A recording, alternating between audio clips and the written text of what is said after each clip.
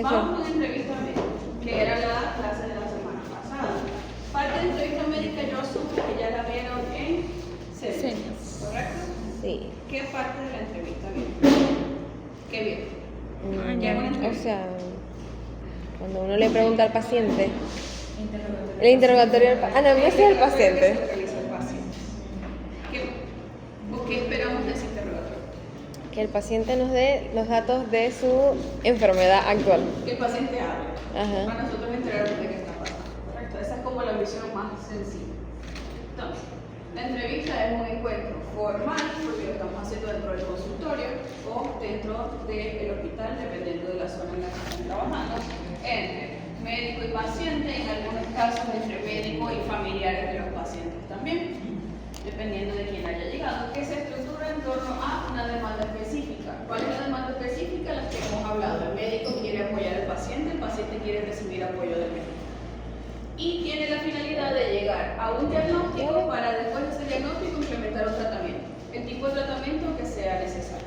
Entonces, la entrevista va a ser una de las habilidades más importantes que ustedes tienen que desarrollar. Por eso les digo que el paciente hable, sí, pero si el paciente no habla, pues necesitamos todavía más tener bastantes habilidades para hacer una entrevista. Porque el paciente no hable porque no puede, porque el paciente no hable porque no quiere, porque son dos cosas diferentes. Entonces, el médico debe estar preparado para realizar una entrevista a cualquier tipo de paciente, porque nunca saben, y es como una de las incertidumbres de la carrera, realmente en cualquier carrera de la salud no sabemos qué paciente nos va a llegar, ni con qué nos va a llegar, siempre va a ser una sorpresa. Entonces tenemos que estar preparados. El médico que logre entonces adecuar esas técnicas de entrevista a cada tipo de paciente es el que le va a tener relaciones médico-paciente, por supuesto, más fructíferas con cada uno de ellos. Entonces, ¿cuáles son las funciones de la entrevista? La primera va a ser alcanzar una percepción clara de los problemas del paciente, que es la que decías tú. Nosotros queremos comunicarnos con el paciente y que el paciente nos comunique para obtener información sobre su historia completa, incluyendo todas las áreas que vamos a ver ahorita en historia clínica, aunque ya ustedes tienen una gran parte de historia clínica. Además, buscamos obtener información semiológica sobre la enfermedad actual para establecer un diagnóstico probable. Recomendar entonces, en base a ese diagnóstico, procedimientos diagnósticos terapéuticos o no, depende de ser necesario para realizar una hipótesis al final de esa entrevista y poder dar los resultados de ese paciente, de qué fue todo lo que habló, qué significó algo. Además, establecemos la relación médico-paciente, porque sin ella hemos dicho ya en varias semanas que no funciona muy bien entonces el ritmo de la consulta. ¿Para qué nos sirve? Para explorar creencias, expectativas y necesidades. Nosotros podamos comunicar competencia profesional y podamos desarrollar esa empatía con el paciente. Entonces, para eso terminamos nosotros implementando un plan terapéutico. ¿Por qué no digo tratamiento? Porque un plan terapéutico puede tener muchos tipos de tratamiento. Podemos, dependiendo del caso, necesitar un tratamiento farmacológico, pero también podemos necesitar quizás un paciente que necesita ir a fisioterapia y ese es otro tipo de tratamiento. Podemos tener un paciente que necesita terapia psicológica y eso es otro tipo de tratamiento. Entonces lo que implementamos es un plan terapéutico, es decir, todas las pautas que tenga que seguir el paciente para la mejoría de esa enfermedad específica. Entonces, ¿qué va a ser lo más importante de la entrevista? Que tiene una dimensión comunicacional. Tenemos que hablar con el paciente de alguna manera para que nos dé la información que necesitemos y que además nosotros le podamos dar información que nosotros necesitemos darle a ese paciente. Entonces se realiza a través de un diálogo que lo más sencillo es que vaya dirigido por el médico haciendo preguntas abiertas y sencillas que el paciente pueda tener. Es decir, nosotros no vamos a comenzar una entrevista diciendo, ¿te sientes mal? ¿Por qué? Porque nos va a decir que sí y hasta ahí llegó la entrevista. Le podemos decir que lo trae por acá y el paciente le dice, bueno, comencé con esto, esto y esto. Y siempre, en la medida de lo posible, si vemos que un paciente que está abierto a la comunicación, hacer preguntas abiertas para obtener más información todavía.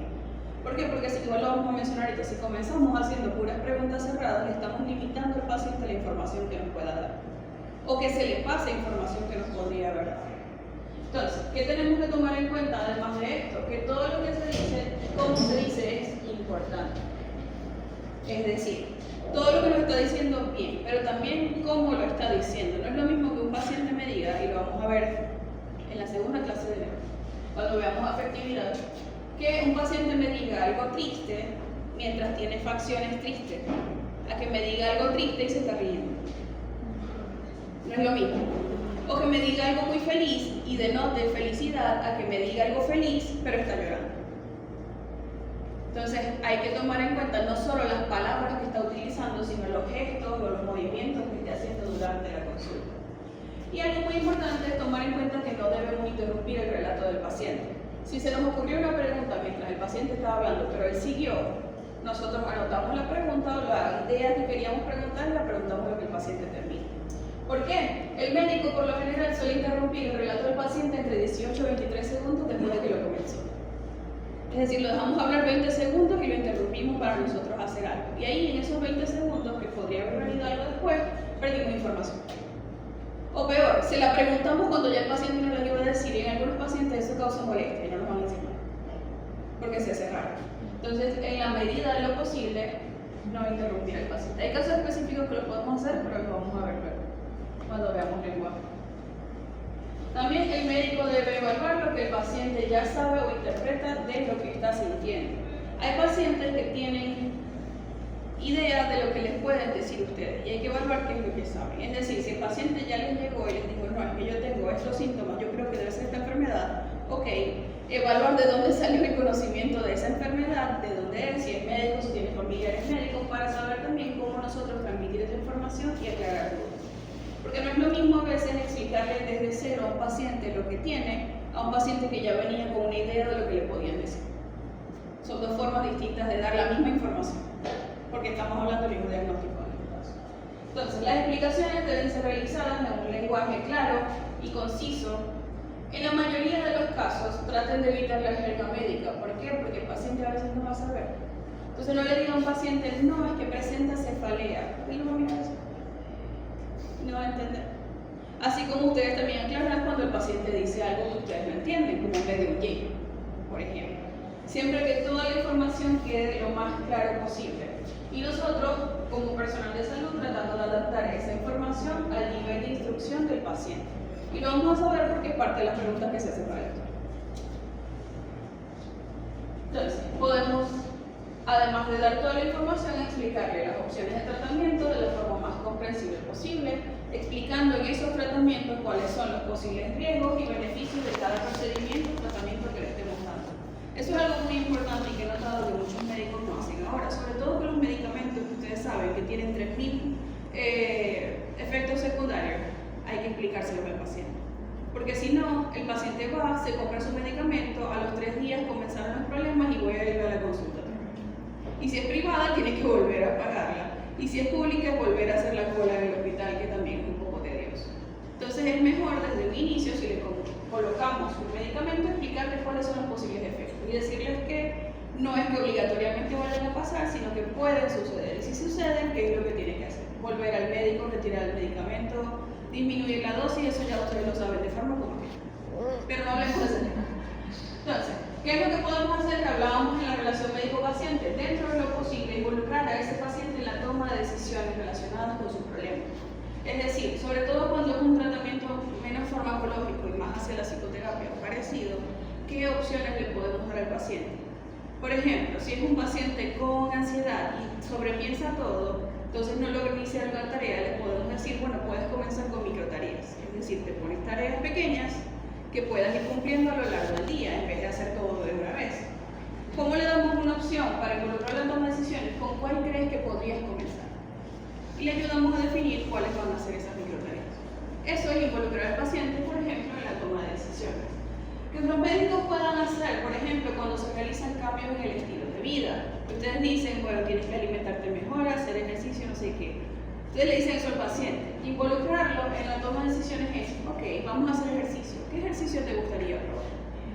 Para este tipo de enfermedades es bueno la caminata, la natación, no sé qué. ¿Cuál de esas crees que podías iniciar en las próximas semanas? Eso es involucrarlo en sus decisiones sobre su propio tratamiento. Siempre siendo empático en relación a los problemas del paciente y discutir, por supuesto, las alternativas de tratamiento. O terapias alternativas dependiendo del tipo de paciente. Podemos, que es lo que decía ahorita, identificar las señales verbales y las no verbales. Y esto es muy importante, por lo menos en psicología es bastante útil también y en psiquiatría, utilizar los últimos minutos para resumir los puntos más importantes de toda la consulta. Sobre todo cuando es una consulta larga como psiquiatría o psicología, que dura usualmente como 1 hora. Entonces, si estuvimos una hora hablando, podemos utilizar los últimos minutos para resumir qué fue lo más importante que conversamos hoy. Y lo podemos hacer de dos formas. Le puedo pedir al paciente que me haga un resumen de lo que llegamos. Por ejemplo, si yo le coloqué muchas tareas, en el caso de psicología, a un paciente, ok, ¿me puede repetir cuáles son las tareas que vamos a hacer al terminar la consulta? ¿Qué vas a hacer en su casa antes de la siguiente sesión? O lo puedo hacer yo, fíjate, en esta sesión conversamos sobre esto y esto y creo que llegamos a estas conclusiones, estoy en lo correcto. ¿Eso sirve para qué? Para aclarar que estamos los dos en el mismo punto. Estamos entendiendo los dos lo mismo de todo lo que sucedió dentro de esa consulta. Y además ayuda a que el paciente se comprometa a tratar de seguir el plan que nosotros estamos estableciendo. ¿Por qué? Porque como lo tiene que repetir, se le queda en su cabeza. Y como ya lo va a tener en su cabeza, además de lo que le demos por escrito, ayuda a que lo cumpla fuera de la sesión. Que es lo más importante, porque en la consulta como tal nosotros podemos hacer mucho, pero el resto del trabajo es lo que hace el paciente fuera de la consulta y es mucho más tiempo que lo que pasan con nosotros. A menos que esté hospitalizado y aún así es eso. Y por supuesto aprender a comunicarse efectivamente con los pacientes difíciles, que bueno, vimos algunos tips la semana antepasada. Y eso después ustedes se van aprendiendo a manejar con ellos. Algo muy importante y que es difícil en el área pública, porque yo sé que me van a mirar raro cuando lo diga, es el ambiente de la entrevista, donde se esté realizando. Yo sé que a veces en hospital es difícil que se mantenga el ambiente, pero dentro de lo posible intentar. Y si no, por lo menos entonces dar esa simulación de calidez a través de lo que nosotros hablamos con ese paciente. Si no es verdaderamente posible, porque no sé, casualidad nos tocó entrevistarlo en medio del pasillo porque estaban todas las salas. Que a veces sucede y en el universitario asumo que sucede. Yo tengo experiencia como el central. Entonces, en un mundo ideal, tanto la decoración como el aspecto general de la consulta debería transmitir la mayor neutralidad posible. ¿Por qué queremos neutralidad dentro del consultorio?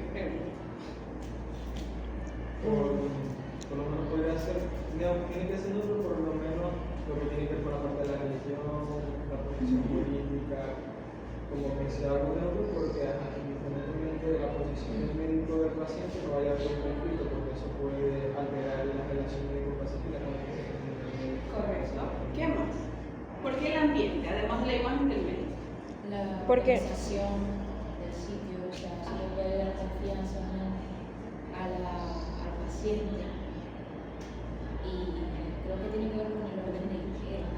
porque o sea, deberían utilizarse tanto colores neutros como elementos neutros dentro de una consulta para que el paciente no se sienta como sobreestimulado a esto, o sea, tipo a los colores, a la actitud del médico, a las cosas que están dentro de la consulta, porque por ejemplo, en el caso de, por ejemplo, pacientes neurológicos, ni muchas luces, ni muchos colores, ni muchas cosas, porque pueden esto causar un efecto adverso en el momento de la consulta. Exacto. Imagínense que ustedes tienen un consultorio y está no solo el médico, no sé, despelucado con la bata como medio sucia, no porque está amarilla por vieja, pero tiene como manchas aquí de café, que es lo que usualmente veo en los médicos. Y además en el escritorio tiene como 3 pilas de papeles así, llegó todo apurado y además tiene aquí como un estante con los libros todos desordenados. ¿Ustedes se sentirían cómodos en ese consultorio? Hablando con ese médico así, sentado con las 3 pilas de papel. Yo sí. ¿Se sentirían cómodos hablando ahí? O imagínense que tienen ese mismo consultorio y es un paciente, como digo yo, con algún problema neurológico, un paciente con TDAH, que la atención se le va para todos lados. ¿Va a prestar atención a ese paciente durante la consulta? No, porque a veces no es tanto porque se vea bonito o feo, porque la organización es importante.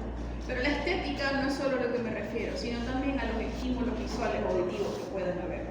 He visto médicos que es una idea muy bonita, pero depende de la especialidad puede ser contraproducente, que les gusta poner, por ejemplo, música en su consultorio. Eso es válido, dependiendo del tipo de paciente que trate. Porque de nuevo, si es un paciente con TDAH y pones música, él está pendiente de ella. Y te presta atención y se devolvió la música. Si es un paciente, por ejemplo, con algún tipo de demencia, a veces la atención también falla y se fue para allá. O si tienes muchos colores en una pared, se fue para allá. Entonces, si tenemos muchos estímulos, tenemos un paciente que no se está concentrando en esa dimensión comunicacional que acabamos de hablar aquí. Entonces, por eso es la neutralidad.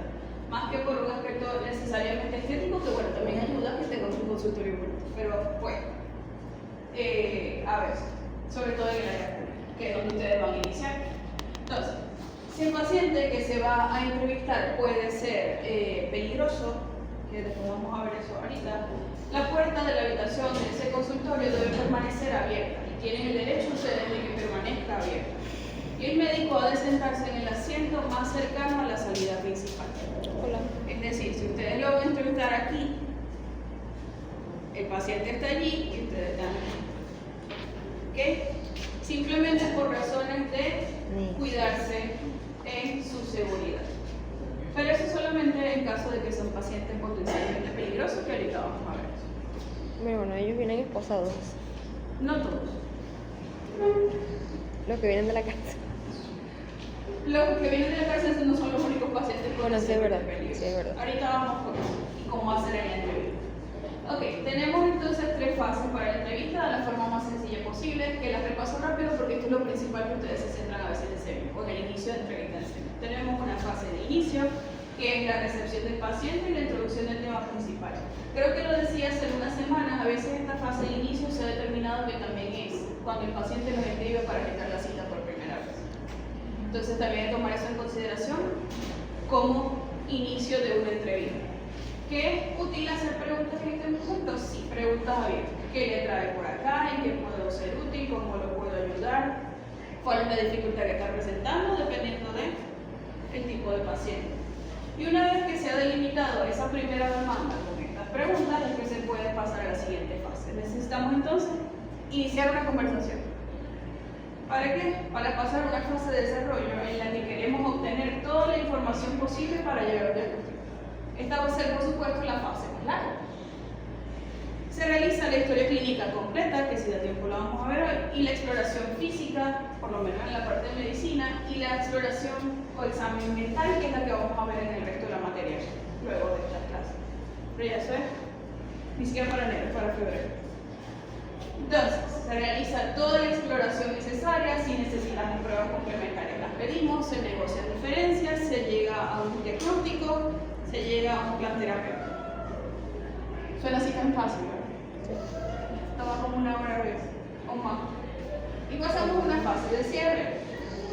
En esta fase de cierre lo que queremos es consolidar los logros alcanzados. Entonces el médico ofrece al paciente la oportunidad de aclarar dudas o malentendidos, se puede hacer ese resumen que dije ahorita, que ayuda al finalizar una entrevista, y se concluye. ¿Se concluye con qué? Con las prescripciones que ustedes consideren, sean farmacológicas, sean conductuales, sea remitir, sea lo que ustedes hayan decidido que sea necesario para el manejo de ese caso. Y por último, se fija un próximo encuentro si es necesario. ¿Por qué si es necesario? Porque a veces no. A veces simplemente fue la última consulta y no se tiene que fijar de una vez algo. O se le dice dependiendo cuándo debe volver. ¿Cuáles son normas habituales para la entrevista? Estos son simplemente algunos tips. Es establecer la relación médico-paciente lo antes posible, siempre tratando de transmitir esa confianza. Proporcionar una estructura para ayudar a pacientes que tienen problemas para ordenar sus pensamientos. En estos casos en específico es que son buenas las preguntas cerradas. ¿Por qué? Porque si es un paciente con el mismo problema de atención que yo les estoy mencionando, o que llevo un rato poniendo de ejemplo, es más fácil hacer preguntas cerradas dependiendo de lo que nos vaya informando, en vez de darle una pregunta abierta y se cierra. Que no supo organizar en su mente qué era la información que nos quería dar. O si vemos que hay un paciente que nos comenzó hablando de que le dolía la cabeza, pero pasó a que le dolía un pie, pero pasó otra vez a que le dolía la cabeza y pasó a otra área. Ok, ahí podemos tomar la decisión entonces de nosotros ir haciendo preguntas más cerradas para darle sentido a la información que nos esté dando, porque si no vamos a pasar un rato dando vueltas con ese paciente en los mismos sitios y eso no va a ayudar a llegar al diagnóstico. Al final lo que intentamos es delimitar cuál es el problema principal para nosotros tener una idea de hacia dónde dirigir esa entrevista si es necesario. Y siempre, y lo voy a decir muchas veces, clarificar las respuestas ambiguas o confusas. Siempre que no entiendan una palabra de un paciente, pregúntenle qué es. Porque si asumimos lo que es por idea de nosotros, estamos fallando.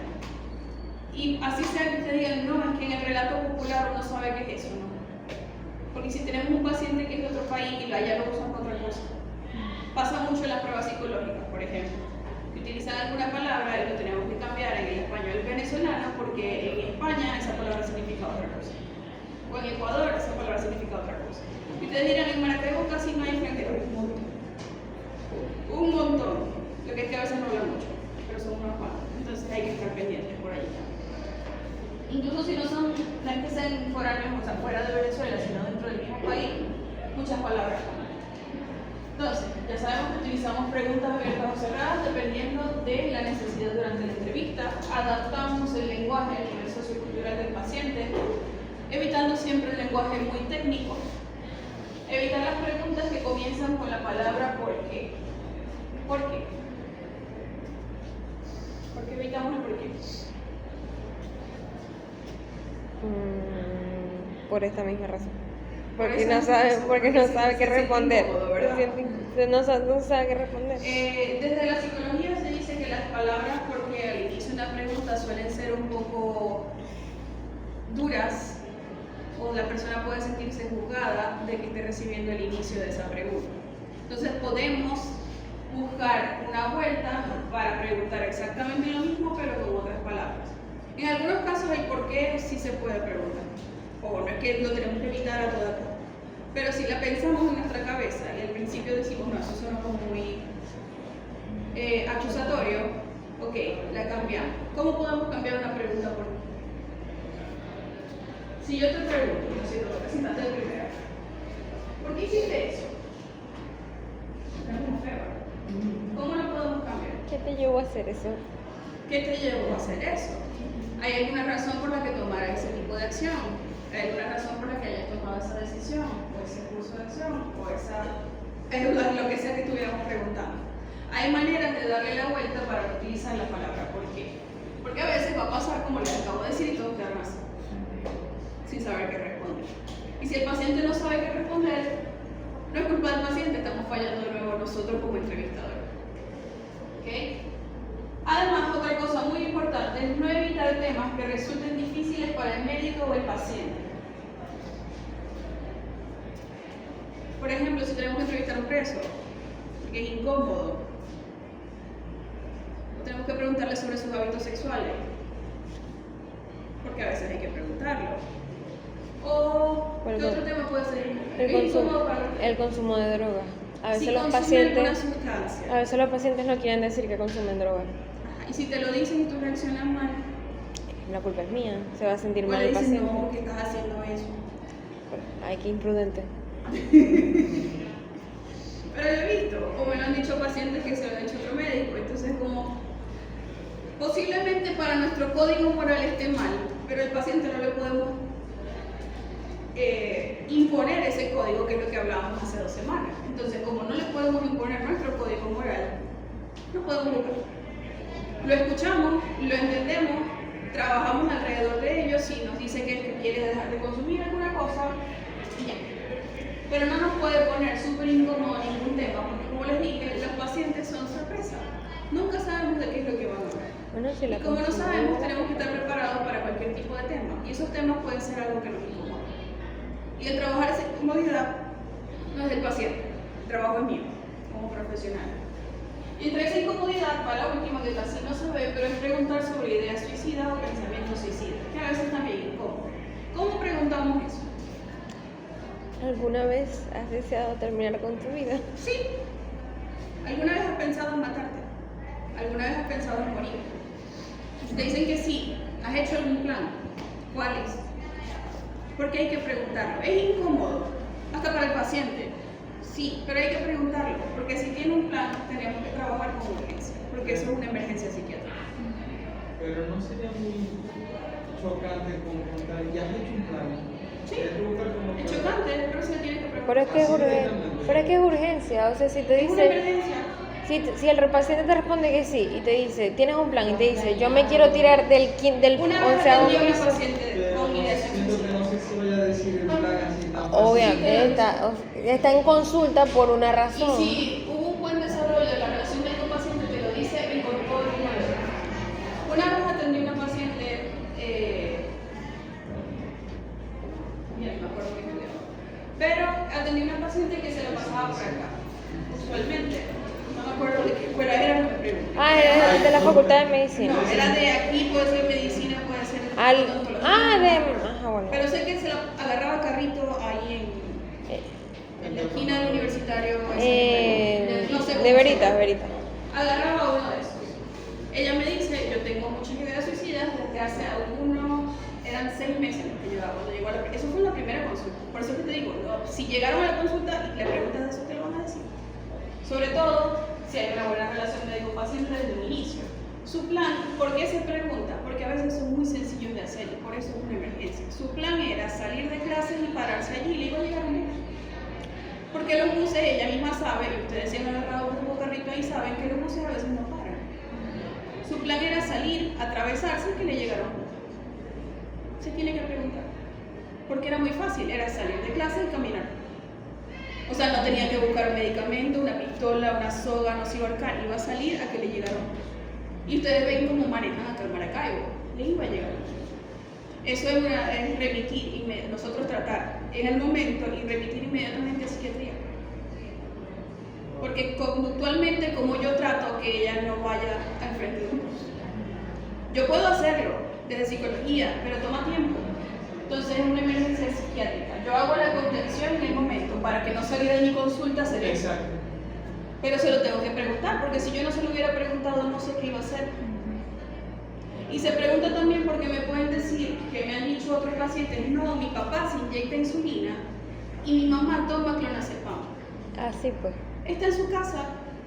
Porque lo que tienes que hacer es abrir la nevera, sacar la insulina, inyectársela y después o tomarse un clonazepam y llegar a la insulina inyectársela. Y se murió. Así. Porque esa mezcla es letal. Y el paciente lo sabe. Porque internet ahora dice muchas cosas. Y la mezcla de insulina con clonazepam te mata en un minuto. Sobre todo la insulina. Clonazepam ella lo puso y que para que se durmiera y no lo sintiera. Pero sí se enamoró el paciente, sí. No. Bueno, por si acaso. Lo remite a psiquiatría y ya está mejor. Pero se tiene que preguntar. Y se tiene que preguntar sin pena. Porque si nosotros le preguntamos con pena, es decir, le damos la vuelta a esa pregunta en vez de por qué, el paciente también le va a dar pena decirlo. Porque va a sentir que lo vamos a juzgar porque tiene un plan para matarse. Y decir, no, es que yo me quiero morir, no es fácil de decir. Para nadie. No es fácil de admitir. O sea, no es fácil de admitir. No es fácil de admitir, aunque yo tenga un plan, no es fácil decir, yo tengo este plan para morir. Entonces hay que preguntar de la forma más abierta posible. Incluso a veces el ser directo es un shock, y del shock te lo dicen. Como que, no, yo tenía esto, pero ay Dios, ¿por qué me lo han dicho así también? Hay que ser muy abiertos con este tipo de cosas. Igual ahorita hay preguntas que pueden hacer. Ay, tengo Permitir al paciente que realice preguntas que considera oportunas. Usted me dice que a veces hacen unas preguntas que es demasiado obvio. Quizás, pero y si es un paciente que le gusta corroborar la información. Es decir, ustedes le dijeron, a menos que sea con la lengua, pero si luego lo vamos a dar lenguaje. Pero ustedes le dijeron, no, se tienen que tomar un acetaminofén cada 8 horas por 7 días. O sea, me tomo un acetaminofén cada 8 horas por 7 días. Se lo van a repetir así, ustedes le dicen que sí. ¿Y 7 días comenzando hoy o 7 días comenzando mañana? Mañana. 7 días cuando comience a tomarse el medicamento. Esas cosas, aunque sean estúpidas, para ustedes quizás se tienen que aclarar al paciente, porque el paciente no sabe. Yo era la No está estudiando medicina, nunca lo estudió. Entonces a veces surgen dudas. O me lo tengo que tomar en la mañana o en la noche. ¿Tiene que ser alguna hora específica? Ustedes le dirán. Pero son preguntas comunes que nos pueden hacer. No permite que el paciente actúe de modo inapropiado durante la consulta. Que nos grite, que se ponga violento, que comience a tirar cosas, que le dé golpes a cosas. Si eso sucede, tenemos a veces la potestad de retirarnos por nuestra propia seguridad. En algunos casos podemos, si tenemos las habilidades, intentar calmar al paciente de forma de contención emocional, es decir, si está gritando, si demás. Si es violencia física, nosotros nos podemos ir. El paciente se calma y nosotros podemos volver o reprogramar esa consulta, dependiendo de las necesidades del caso. Pero nosotros no somos los que podemos llegar, no podemos llegar, cálmate, yo te voy a pegar, ese paciente, me va a dar un tremendo golpe. Y además no podemos meter un problema legal, porque el médico no puede tocar al paciente de esa manera. En algunos casos, cuando un paciente se pone violento, por ejemplo, cuando tenga que ir a algún intervención. La hace el enfermero. El enfermero que está entrenado para ese tipo de situación. Pero usted no es el que va a ayudar a hacerle la contención mecánica a ese paciente. Porque además de que lo pueden golpear, porque ustedes no saben cómo hacer eso, en la mayoría de los casos, no es su deber. Y éticamente es indebido. Y además legalmente se puede meter en problema. Entonces es mejor evitar.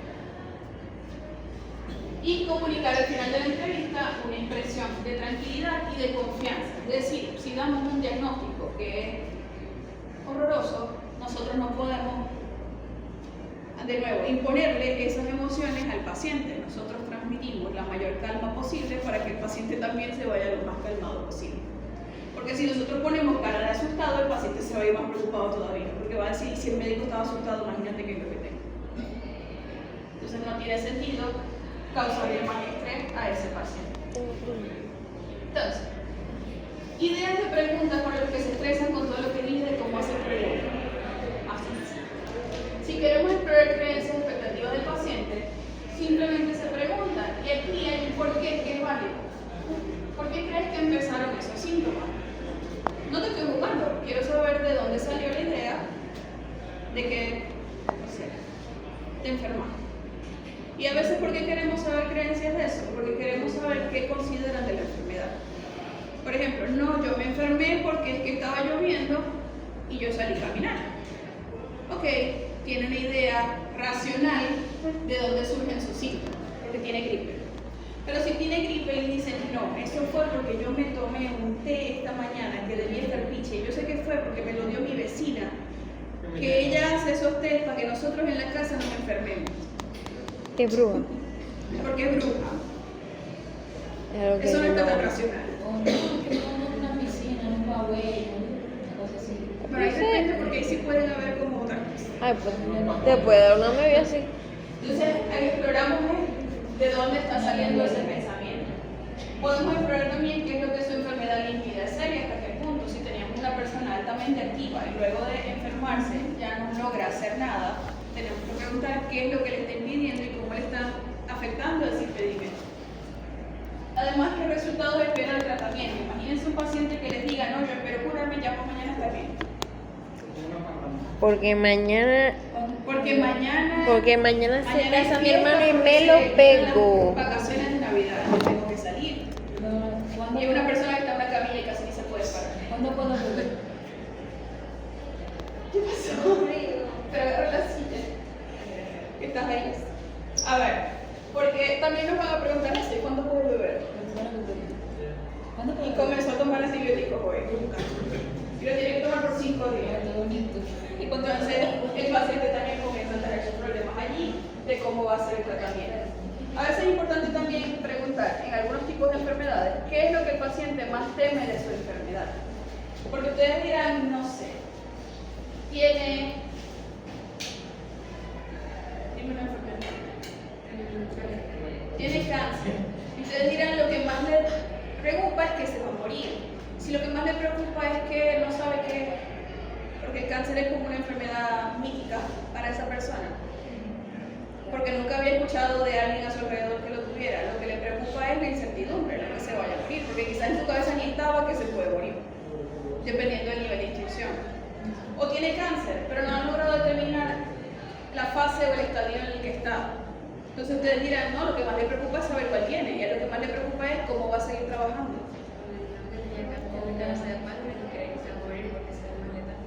Exacto, escuchó que es el más letal. Pero tenemos que preguntar entonces a qué es lo que le tiene miedo para calmar eso. No podemos calmar todas las ansiedades del paciente si no sabemos cuáles son. Tenemos que determinar primero cuál es, de dónde sale y de allí podemos comenzar el tratamiento. ¿Cuáles son errores frecuentes entonces? No dar tiempo suficiente al paciente para responder. Si nosotros hacemos una pregunta, y el silencio es muy importante, si nosotros hacemos una pregunta y el paciente se toma su tiempo para responder, hay que dárselo. Porque a veces hay que estar organizando en su cabeza primero qué es lo que quiere decir para después dárselo a ustedes. Entonces, si no podemos interrumpir el silencio del paciente porque estamos interrumpiendo el curso de su pensamiento. Y de nuevo, es como si lo interrumpiéramos mientras está hablando. Ahora, si pasó ya 5 minutos y no ha hablado, ok, volvemos a preguntar. Y se puede preguntar qué estabas pensando durante ese silencio. qué palabras estaban pasando por tu cabeza. Porque así quizás lo ayudemos a terminar de darle sentido a lo que estaba pasando. No realizar un interrogatorio superficial. Y esto sucedió mucho durante la pandemia. Como todos tenían COVID, a veces los médicos podían realizar un interrogatorio bastante superficial porque ya en su cabeza estaba que iba a ser COVID. Entonces nos preguntábamos bien los síntomas que estaban apareciendo, porque ya en nuestra cabeza ya sabíamos cuál iba a ser el diagnóstico. Y a veces se puede saltar entonces información importante, porque ya teníamos en nuestra cabeza la suposición de qué es lo que iba a ser. No establece el contacto visual suficiente. Lo hablábamos hace 2 semanas, el contacto visual es muy importante para la relación médico-paciente. Claro está, te tomo ahora tu ejemplo, tampoco es que nos vamos a poner así. Porque es incómodo, ¿verdad? Un poquito. Cerrar los ojos. ¿Por qué? Porque es incómodo, pero sí establece el contacto visual dentro de lo posible. Y si el paciente no lo está haciendo, también hay que tomarlo en consideración. No aprovechar las emociones del paciente para aumentar la empatía. Es decir, no voy a manipular deliberadamente lo que está sintiendo el paciente para que haya más empatía, para que se sienta mejor estando conmigo. Porque tampoco es la idea, no es nuestra labor como el entrevistador. También evitar el uso de preguntas sugestivas, es decir, ¿qué es lo que pasaba, por ejemplo, en un interrogatorio superficial? Si ya yo tengo en mi cabeza una idea de cuál va a ser el diagnóstico, yo no voy a comenzar a hacer preguntas específicas para llegar a ese diagnóstico porque es el que ya yo tengo en mi cabeza. Ese no es el proceso para llegar al diagnóstico. Por ejemplo, estamos sospechando lo más sencillo, tiene una gripe, porque ya nos dijo que le dan dolor de cabeza y tiene mucha tos. Y no vamos a empezar de una vez, como ya dijo tos y dolor de cabeza, nosotros dijimos gripe, vamos a empezar. Te da como fiebre, ¿verdad? Y además puede las articulaciones y te da la garganta. ¿Por qué? Porque estamos llevando la conversación a ese diagnóstico que ya tenía en la cabeza sin dar oportunidad a un diagnóstico diferencial.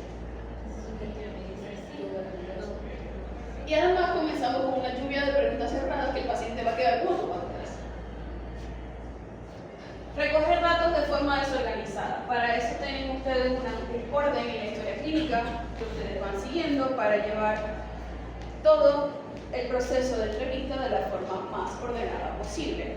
Porque mientras ustedes estén ordenados, el paciente también va a estar ordenado. No identificar claramente el motivo de ingreso, es lo principal. Es la primera pregunta que ustedes van a realizar. ¿Qué lo trajo por acá? Eso es el motivo de consulta. Es lo primero que tenemos que hacer. ¿No se dice una señora? Vamos.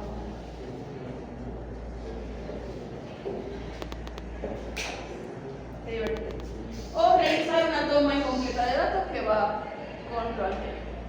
Pero podemos tener entrevistas especiales. Se supone que nos debemos adaptar a todo paciente, sin embargo en algunos casos pueden llegar algunos que tengan alguna que otra diferencia. ¿Cómo así? Podemos tener una entrevista con un paciente deprimido o que tenga ideas suicidas. Y aquí va variando un poco la cosa porque usualmente varía. El paciente, por ejemplo, en pacientes con depresión es frecuente observar que no proporciona espontáneamente la información necesaria. Para ello, a veces es muy útil hacer preguntas cerradas. Una característica de la depresión es que hay baja energía. Entonces, como está cansado todo el tiempo, a veces hablar es un gasto de energía bastante grande. Entonces, allí sí nos podemos apoyar de algunas preguntas cerradas para que el paciente se pueda ir abriendo un poco. Además, es necesario hacer preguntas específicas sobre su biografía, síntomas relacionados con la depresión y posibles desencadenantes. Usualmente algo que inicia, o el motivo de consulta inicial, la frase que utilizan es que me siento mal desde hace mucho tiempo. Y no nos podemos quedar eso como motivo de consulta. Entonces preguntamos, ok, podemos preguntar, ¿qué es sentirse mal? Desde hace mucho tiempo, ¿hace cuánto tiempo es? Y les dicen, no, es que desde hace como 3 años, ok. Hace 3 años, ¿cómo notaste el cambio al sentirte mal? ¿Cómo empezó ese malestar? ¿Qué sucedió alrededor de eso? Son preguntas que se hacen para determinar esos desencadenantes. Y es necesario explorar la entrevista de intención suicida, aunque el paciente no lo haya verbalizado. Es decir, si les dicen, no, es que estoy triste todo el tiempo, a veces les pueden decir, no, es que me siento como si estuviera vacío, como si mi vida no tuviera rumbo. Ok, vamos a preguntar sobre ideación suicida. Porque si yo siento que mi vida no tiene rumbo, hay algo que está pasando. Sobre todo un paciente que ya estamos observando todo lo demás. ¿Cómo lo podemos preguntar? De muchas maneras. ¿Qué tan mal se ha estado sintiendo?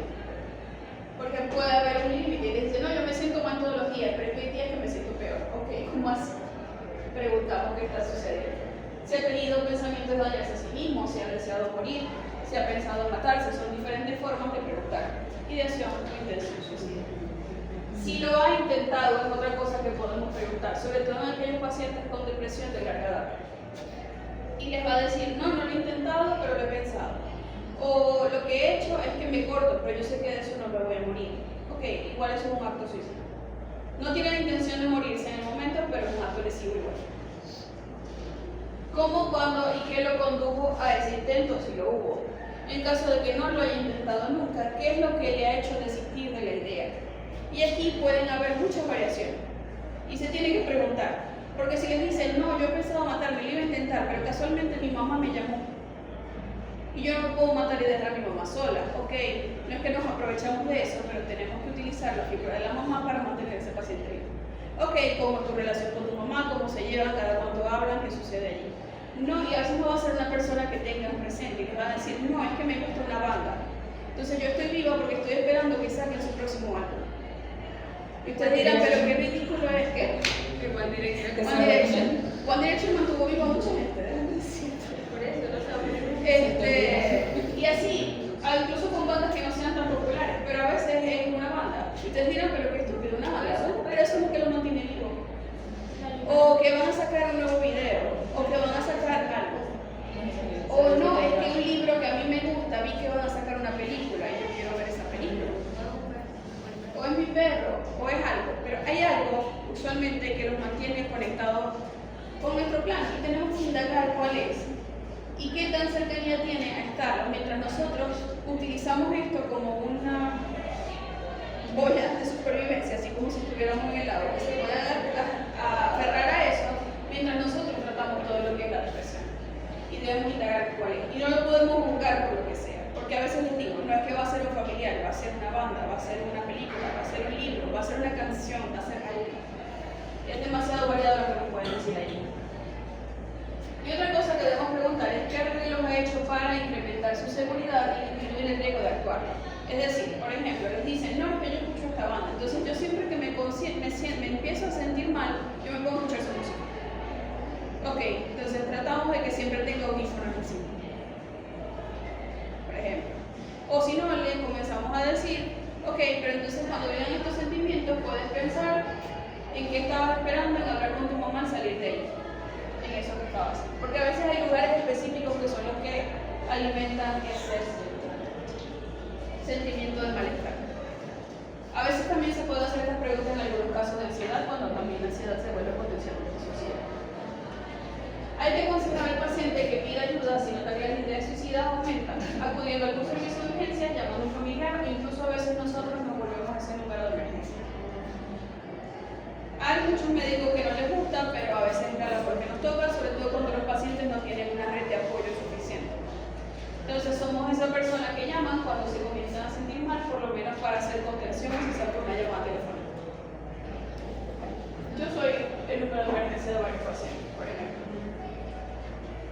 Cuando el paciente comprueba que el médico está prestándole la debida atención y apoyo, suele sentirse más tranquilo para hablar de su idea suicida. Y usualmente, y en teoría, incluso en la práctica se ha visto, que mientras más el paciente hable de cuáles eran los planes y las ideas suicidas, menos lo va a hacer. Mientras más lo exteriorice, no es que bajan las ideas, pero bajan los planes y el potencial de acción. Por eso es que se debe hablar tan abiertamente de ello. También podemos tener pacientes agitados o que se tornen agresivos. Habitualmente esto va a pasar más en el ámbito hospitalario, es raro que suceda en la parte privada, porque no suelen llegar de esa manera, lo suelen llevar a una emergencia. Y en la parte privada no hay muchas opciones de emergencia psiquiátrica. Ahí que ¿2? ¿3? Mental House, la clínica del sueño. Y ya, son las opciones privadas para una emergencia psiquiátrica. Es decir, no hay muchas, por tanto siempre tienden a terminar en un hospital. ¿Qué debemos evaluar? Si el sentido de la realidad del paciente está muy alterado en ese momento, se torna agresivo, la contención mecánica, es decir, que usualmente en un país desarrollado es que le pongan las camisas de fuerza, aquí lo amarran una línea. Usualmente debe darse para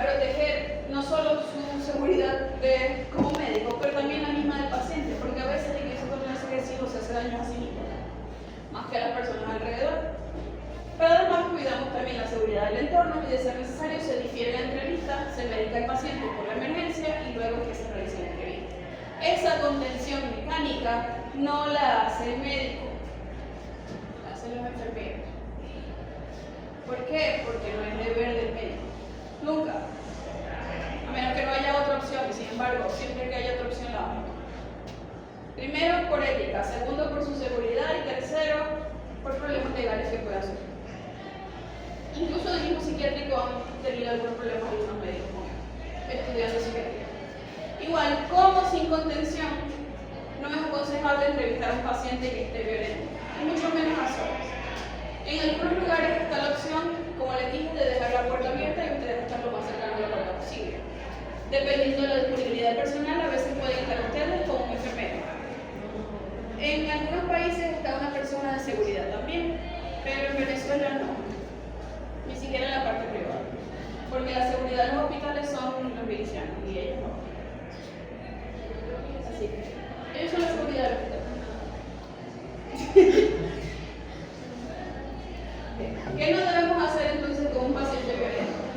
No pasar por alto la sensación personal de que un paciente puede ser peligroso.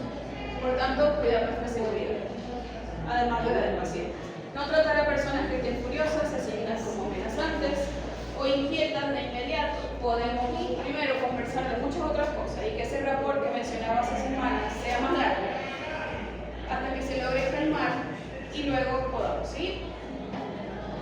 No poner ningún obstáculo que pueda dificultar la salida del médico si se produce una situación peligrosa.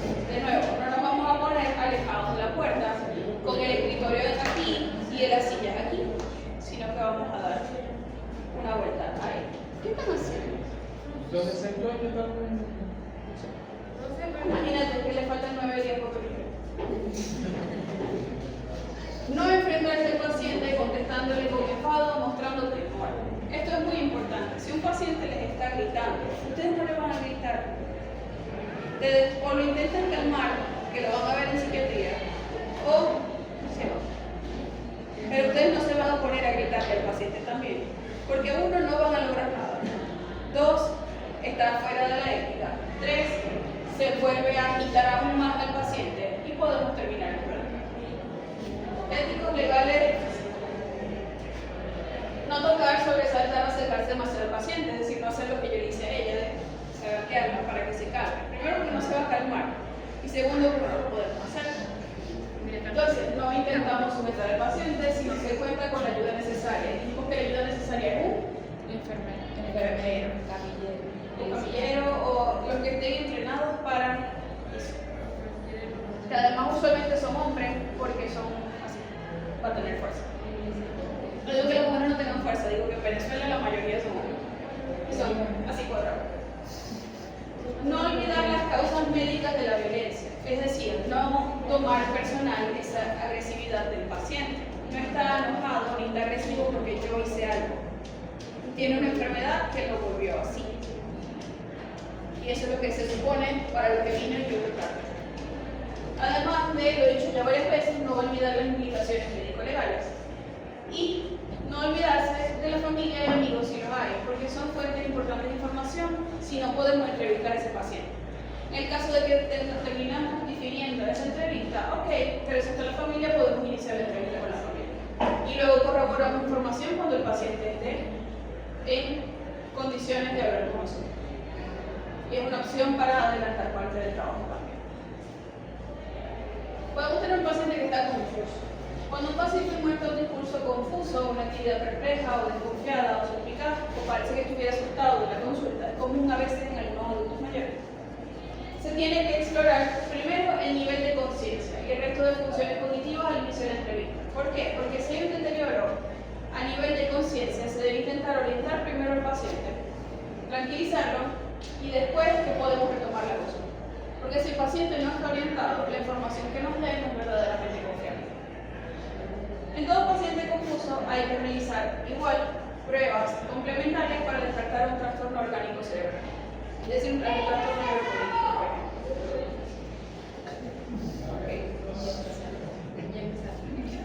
Los perdono porque ya se van a ver. Y un paciente que no habla. Cuando el paciente no puede o no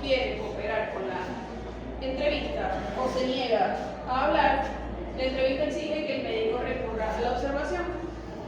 Debe estar atento entonces a todo el lenguaje gestual, corporal, todo lo que sea movimiento de ese paciente, a la conducta en general y a todos los aspectos que puedan indicar alguna reacción emocional. Cuando hay una falla orgánica, algún trastorno orgánico que impida la comunicación, puede intentar estimularse una respuesta en el paciente formulando preguntas cerradas que se acompañen de respuestas correctas o incorrectas dependiendo. Y lo confirmamos con la familia. Por ejemplo, hay pacientes que a veces no pueden hablar por X o Y razón. Hay personas que hacen como tarjeticas con opciones de respuesta y que el paciente las señala o las levanta, dependiendo de cuál sea, si se puede mover. O haga alguna señal con los ojos. Todo depende del nivel de movimiento que pueda tener ese paciente. Nosotros podemos jugar con las opciones de respuesta. Por ejemplo, una vez me pasó cuando yo hice pasantía, servicio comunitario. Yo hice servicio comunitario en una unidad de diálisis. Cuando les iban colocando la vía central acá, no podían hablar, porque estaban extremadamente cansados, agotados. Además, yo les hacía tarjeticas que levantaban con los brazos para hacer las entrevistas. Decían que sí o no, lo más probable, a veces de vez en cuando. Yo puse como 3.000 opciones de respuesta y ellos lo que hacían era estar así acostado en la silla de diálisis, que es como un sillón así bastante grande. La veían y me la mostraban. Eso fue una entrevista. No podía hablar porque estaba cansado, no podía mover el cuello tampoco, es decir, no podía decir que no o sí. Entonces me levantaba una tarjeta. Y esas son opciones a veces para el paciente que no habla. Cuando no puede, cuando no quiere, a veces tenemos que diferir esa entrevista. Eso es más común a veces con algunos adultos mayores que los llevaron obligados a la consulta y no le dijeron que iba a la consulta. Se le enganchó. O a veces en algunos niños y adolescentes, que también los obligaron a ir a la consulta de esta partida, más que todo un adolescente. Y bueno, allí uno nos toca primero aprender a comunicarnos como adolescentes, que no es fácil. Para algunos, hay algunos que se llevan mejor con otros adolescentes, pero yo no. O diferente. Primero hablamos con la familia, todo lo que podamos recopilar y luego vamos con ese adolescente. Y así tenemos por lo menos ya pistas de qué es lo que podemos hablar. ¿Se entiende todo hasta acá? ¿Qué hora es? 11. Vamos con historia clínica, que es fácil porque ya ustedes vieron que sí, la mitad de eso.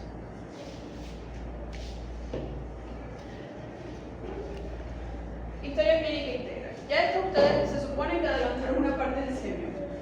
Pero no le voy a preguntar con historia clínica porque ya me están mirando. La historia clínica va a ser un instrumento esencial para toda área de la salud, mucho más en medicina, que permite recolectar y almacenar datos o información para establecer un diagnóstico y facilitar el tratamiento. Y además facilitar el seguimiento de ese caso para que el paciente cada vez que venga no tenga que decirnos todo completo. La historia clínica integral toma en consideración los datos que van hacia los aspectos psíquicos y sociales del paciente, que se agregan a los datos físicos, que son los que ya ustedes les han dado como tal. Yo lo que voy a agregar es un poco más a la historia clínica que ya ustedes conocen.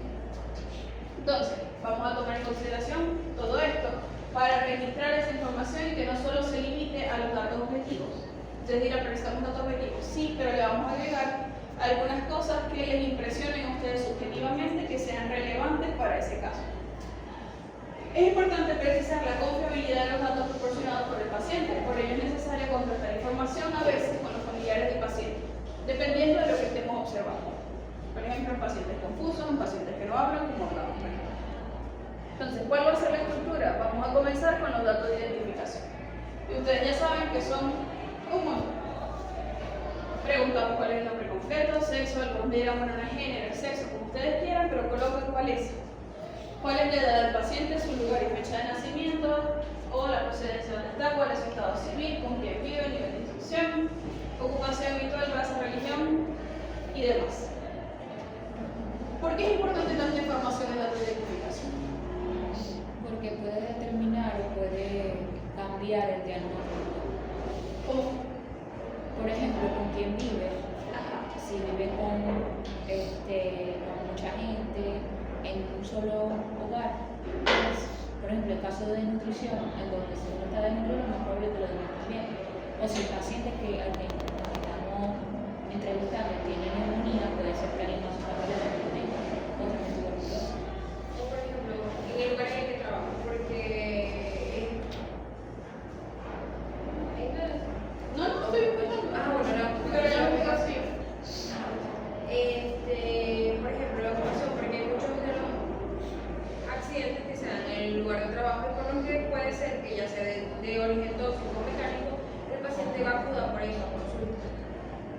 ¿Qué la más? procedencia, porque hay unos lugares, por ejemplo, en el territorio nacional que puede estar infectado por un parásito o bacteria diferente al que aquí hay en un lugar o en otro. También, si son regiones rurales, si son Sí, bueno, por eso, son ahí. ¿Por qué nos interesa la religión? Porque eso Porque hay ciertas religiones que tienen un cierto lineamiento. Ellos- Ciertos reglamentos de los que, por ejemplo, hay religiones en las que no comen carne de cerdo. Entonces, no comes carne de cerdo, no te va a dar dice pues. O también hay religiones que pueden interferir mucho acerca de cómo el paciente va a reaccionar a su tratamiento. Por ejemplo, hay religiones que ellos dicen, no, yo no necesito tomar eso porque Dios me va a curar. O Jehová Y va lo a tenemos que curar. respetar. O si te sigue igual, no se puede hacer transfusiones sanguíneas. Y lo tenemos que respetar. Así sea en detrimento de la salud del paciente. Así se va a ir. ¿Qué más? La raza. Ajá, ¿por qué? Porque hay patologías Que afectan que a los negros. afectan a los negros. Que es más común en Que afectan a los negros. el sexo también, la edad. Pero ¿cómo fue esa chica? Ay, está muy cizañera, porque mejor dejo de preguntar. Pero es importante cada uno de los datos de identificación porque nos van a ayudar a ciertas diferencias que haya entre paciente y paciente. Y ustedes dirán, bueno, es muy sencillo, sí, pero a veces se les olvida preguntar. Entonces, tomarlo en consideración y tratar de llenarlo en orden. Yo usualmente lo que hago es que salgo primero de esto y después paso al motivo de consulta. Sobre todo en las primeras consultas. Hago un buen rapport, paso a esto y pregunto motivo de consulta. A menos que yo vea que el paciente llegó muy agitado y que quiere soltarlo, y bueno, después voy con esto poco a poco. Pero la idea es salir de eso y así tienen una idea general. Y luego vamos con toda la información médica. Es decir, todo con el objetivo de reunir lo que necesitemos para orientar. Comenzamos con el motivo de consulta, el más sencillo.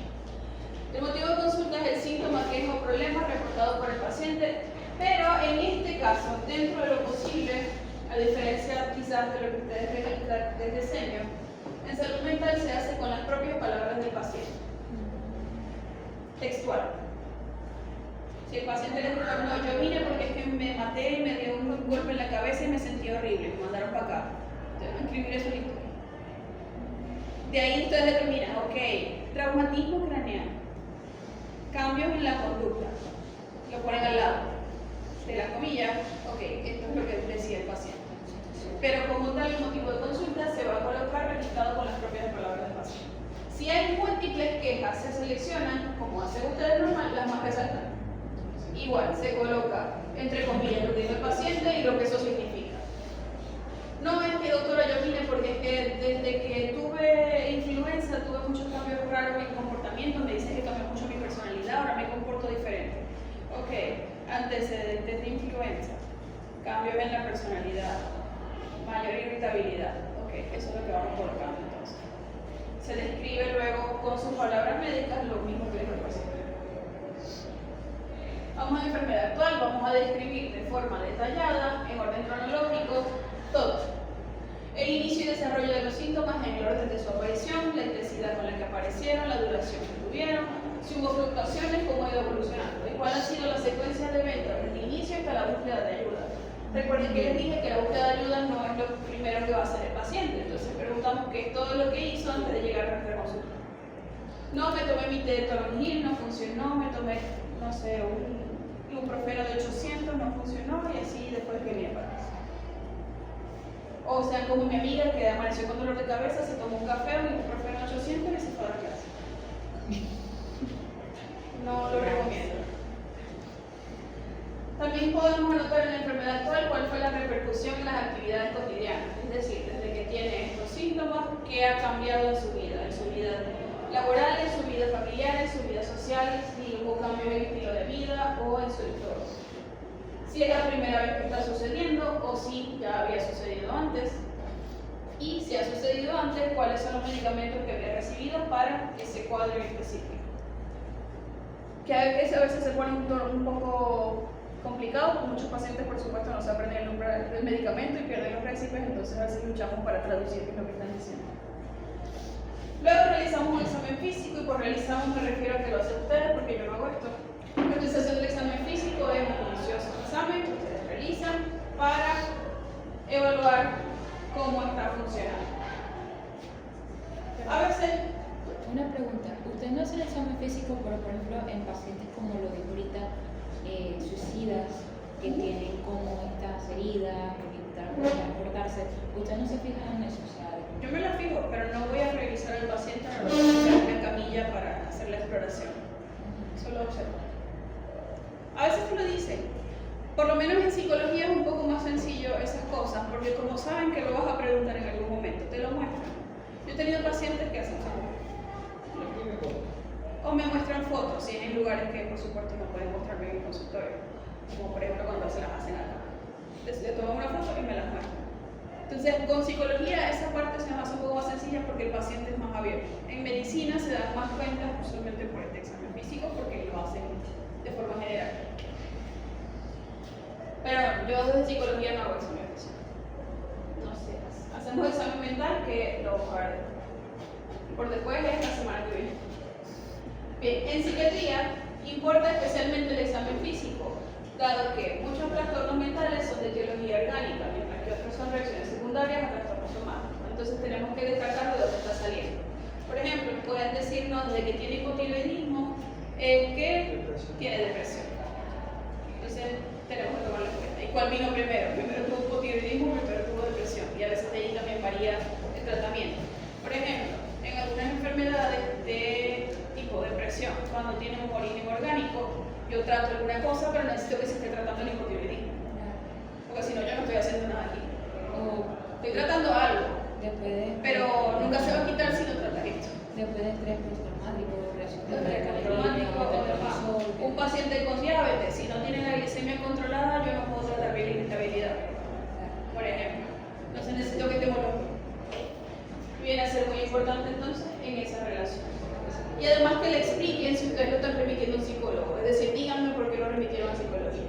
Porque me ha pasado que me llegan récipes, sobre todo el psiquiátrico, requiere evaluación de personalidad. ¿Para qué?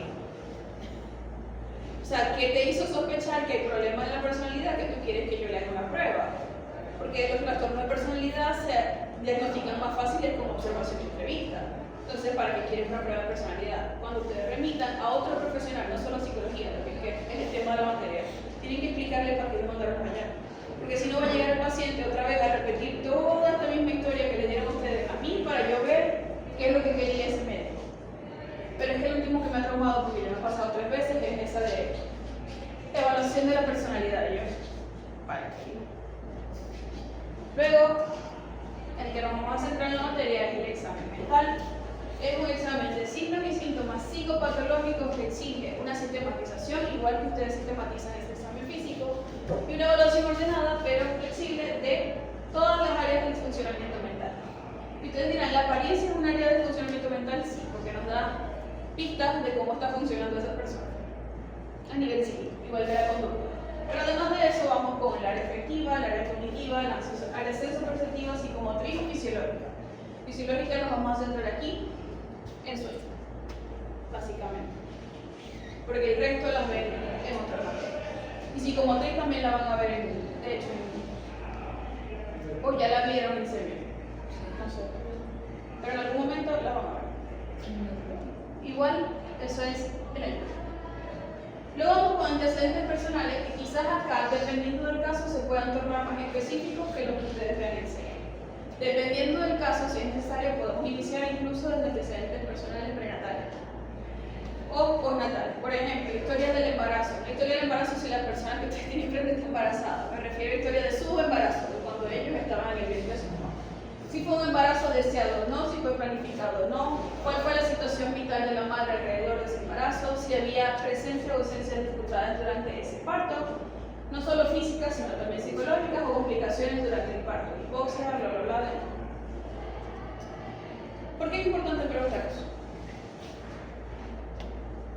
Porque si un embarazo no deseado, no va a ser un registro deseado. Al mismo tiempo también si, bueno, las mujeres que consiguen después del parto tienden a tener un bajo en lo que es la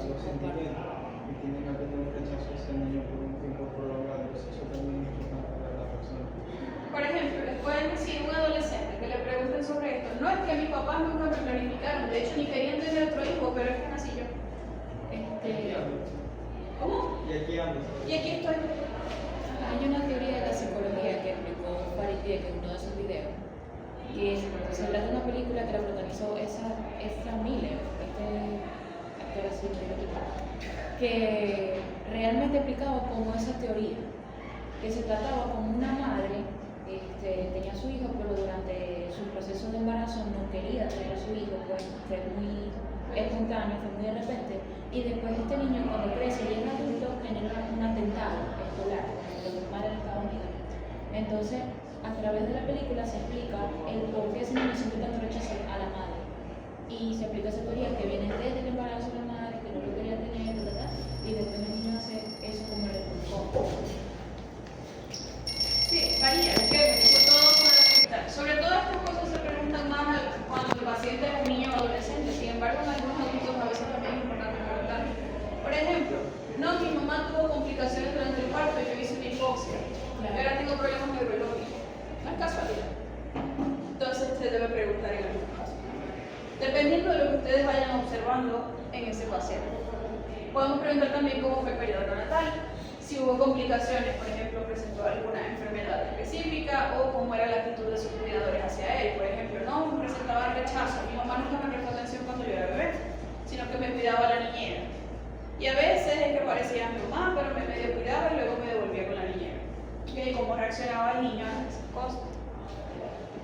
Luego pasamos a la niñez, entonces podemos preguntar cómo fue el desarrollo psicomotor, si se dio a tiempo los hitos del desarrollo o no, si no se veía adelantado, se veía retrasado.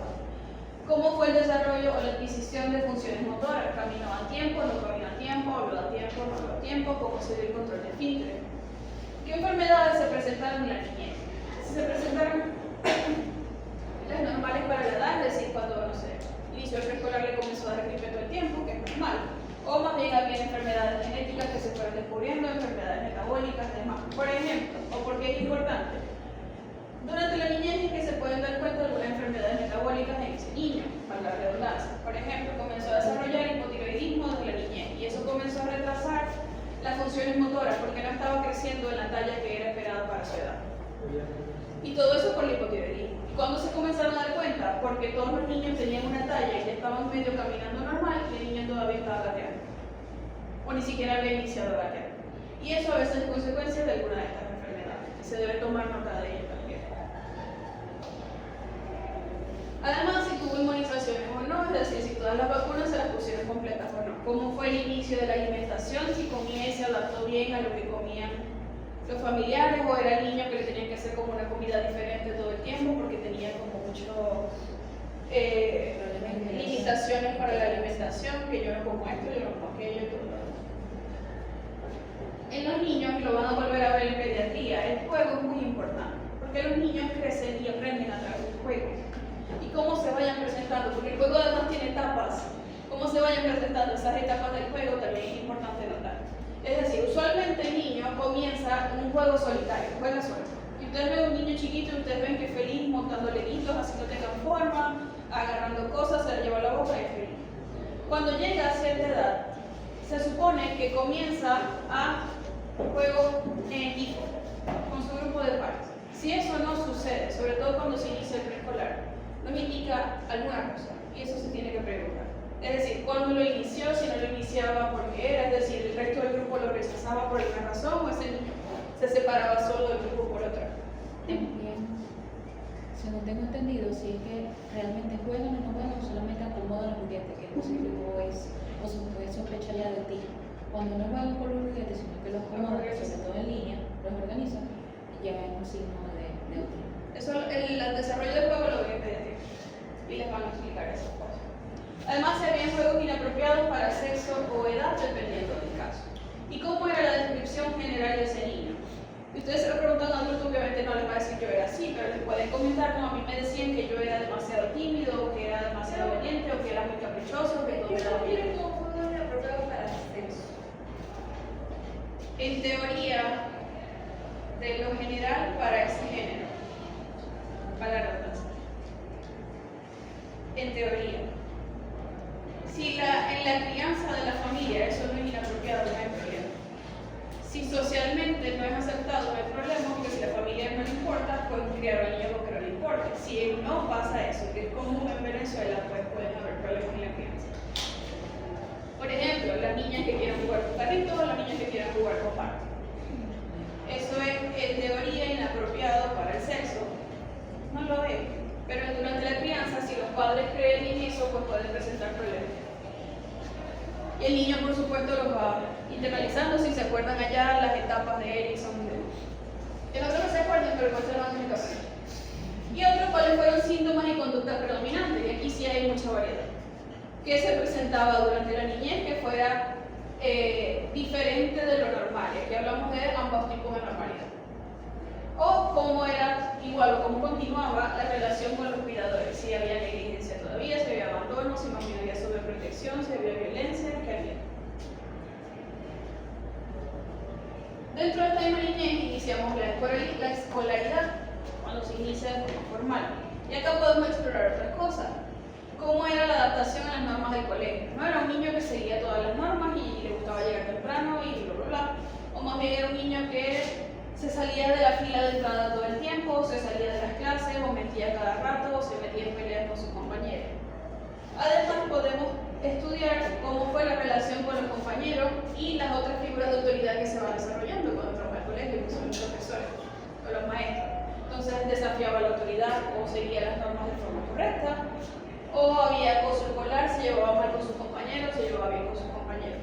Y además, si en algún momento hubo un indicio de problemas de aprendizaje, tipo acalculia, la indexia y demás, que se pueden presentar, o no hubo nunca problemas en el aprendizaje que uno se pudiera dar cuenta. Digo que uno se pudiera dar cuenta porque suele suceder que no se dan cuenta, entonces el niño aprende a manejarse dentro de esa misma dificultad del aprendizaje, pero se da cuenta desde adulto. Y podemos preguntar cómo era el rendimiento académico. Y luego pasamos a la adolescencia, que se va poniendo como más variante. Aquí podemos seguir preguntando cómo era la relación con la familia, pero también con su componente social. Si inició en la infancia o no, si hay problemas de conducta, o si se han alargado desde la infancia hasta la adolescencia, o si hay problemas emocionales, cuál es su identidad sexual. Y no les puede dar pena preguntar la identidad sexual a una persona. Pero no es algo malo. Aquí volvemos al tema de que no nos puede incomodar. ¿Cómo fueron las primeras experiencias sexuales? Si sucedieron durante la adolescencia, si continuaron o hubo inicio en la adolescencia de alguna dificultad con la parte escolar, y cómo fue la adaptación en general a los cambios de la adolescencia, que ya hemos hablado de esos términos. Luego pasamos a la adultez y aquí se vuelve más variado todavía. Aquí nos vamos a concentrar en acontecimientos vitales, es decir, qué cosas específicas de la adultez le han afectado, porque en la adultez todo varía. Tenemos vidas muy diferentes. En la adolescencia es como más común porque hablamos de que es una crisis en la que todo pasa. ¿Qué podemos mencionar? Por ejemplo, si hubo salida del grupo familiar primario, me mudé de la casa de mi padre y ahora vivo solo, vivo con mi pareja, y cómo me ha afectado eso. ¿Cómo es la vida de pareja? Si la hay. Si hubo noviazgos o matrimonio o divorcio o incluye. Si hay hijos, cómo es la relación con los hijos. Si hay amigos, porque a veces no los hay, si hay amigos, cómo es la relación con ellos o con colegas de trabajo, con los superiores, y aquí seguimos evaluando, por ejemplo, relación con figuras de autoridad, a pesar de ser adulto. Si hay actividades de ocio, ustedes dirán, ¿para qué me importa saber qué hace el paciente en su tiempo libre? Lo que hace el paciente en su tiempo libre es muy importante. Hay que si ustedes le preguntan a alguien, ¿cuál es tu hobby? Y te dicen, no sé, matar perros. O sea, llegó a decir que te dicen que ninguno, pero está bien. Ahora yo no sé qué haces tú en tu tiempo libre y no quiero saber. Ahí salió muy raro. Pero un adulto que no tenga, aunque sea algún interés, no quiero saber. Si hay adultos, volvemos aquí, si hay adultos que no tengan algún hobby o interés, es extraño, es anormal para la edad. Usualmente va a haber algo que les interese. Sea matar perritos, o sea, no sé, alguna banda, sea los videojuegos, sea la orquesta, sea leer, sea escuchar música, sea ver películas. Ok. Y cómo es la adaptación a situaciones vitales que estaban sucediendo. Es decir, en la vida van a pasar cosas que a veces no nos van a causar malestar, pero cómo se adapta ese adulto a eso. A que se me pichó un caucho del carro, a que la profesora no deja de hablar y yo quiero ir a estudiar por el valor recuperativo, a todas estas cosas, cómo se adapta a ese adulto. En la vejez, una de las cosas más importantes es analizar cuál es la capacidad de autocuidado de ese adulto mayor. Adelante. ¿Cómo continúan todavía? Seguimos preguntando esas relaciones familiares y sociales. ¿Cómo es su situación económica? No porque nos interese cuánto dinero tiene o no, pero sí el nivel de dependencia o autonomía que pueda tener ese adulto mayor. Y si se han presentado cambios en la personalidad o en la conducta. Porque siempre que hay un cambio en la personalidad, probablemente haya alguna patología. Fuera de las etapas del desarrollo, podemos preguntar por los hábitos. Cualquiera de ellos. ¿Por qué esto es importante?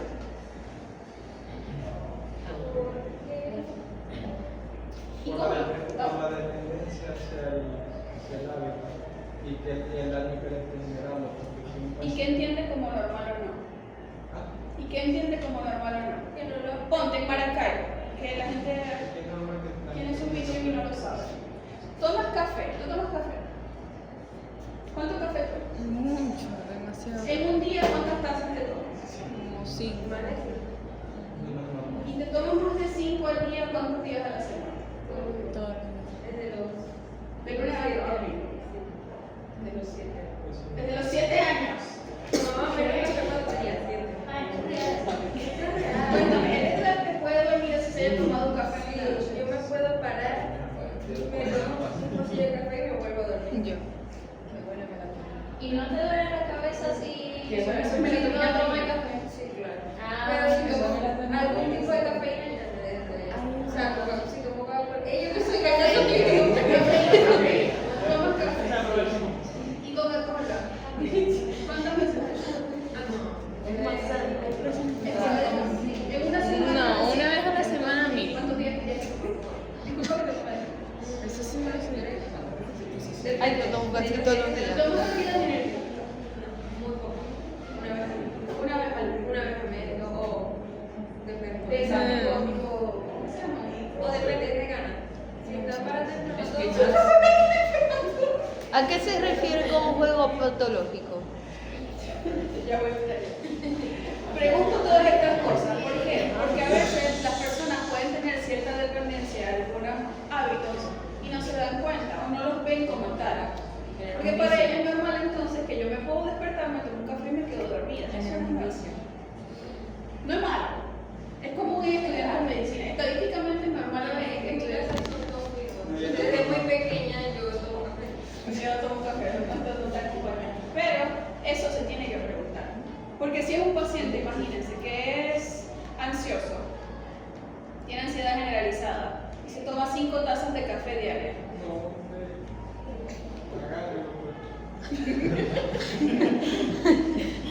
Un paciente deprimido, Por ejemplo, me café que cada vez que se siente mal, fuma. Y se siente mal todos los días, varias veces al día. Y cada vez que fuma se tiene que fumar, no sé cómo se llama, fumar, cada vez que se siente mal se fuma 3 cigarrillos. Imagínense que se sienta mal 3 veces al día, una semana. Se está consumiendo 9 cigarrillos diarios. Pero eso no es porque la acción de hacer progreso con el cigarro genera esta Claro, se sensación de genera satisfacción y placer. Es como dije yo ahorita, un mecanismo para esa emoción. Así como yo escucho música en el carro porque si no atropello a alguien para acá. Como los que van en bicicleta y se meten así. Las motos. Pero Spotify a mí me ayuda, ¿no? Hoy se le metió a alguien. Sí. Sí. No entiendo. Bueno. Pero sí había un choque en la esquina por ahí. En fin. Pero hay un choque en cada esquina para acá. Así que no. Los hábitos se preguntan, por lo menos, específicamente estos son los más comunes. Porque a veces la persona no se da cuenta. Y ustedes dirán, pero alguien se tiene que dar cuenta que tiene alguna adicción. Y mientras más común sea la sustancia, menos, como el café.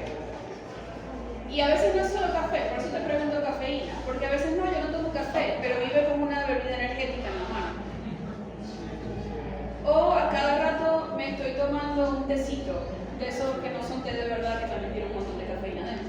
Entonces se evalúa no solo el café, sino el componente de ello, que es la cafeína. Es que Exacto, los pocitos de yo café. cuando no puedo tomar café, yo busco el sustituto. Cualquier otra cosa que Vaya, tenga café. vaya. Ya se lo confesaste vos sola, yo no te Es pregunté que no nada. lo sé, porque es que me da dolor de cabeza cuando no tomo café.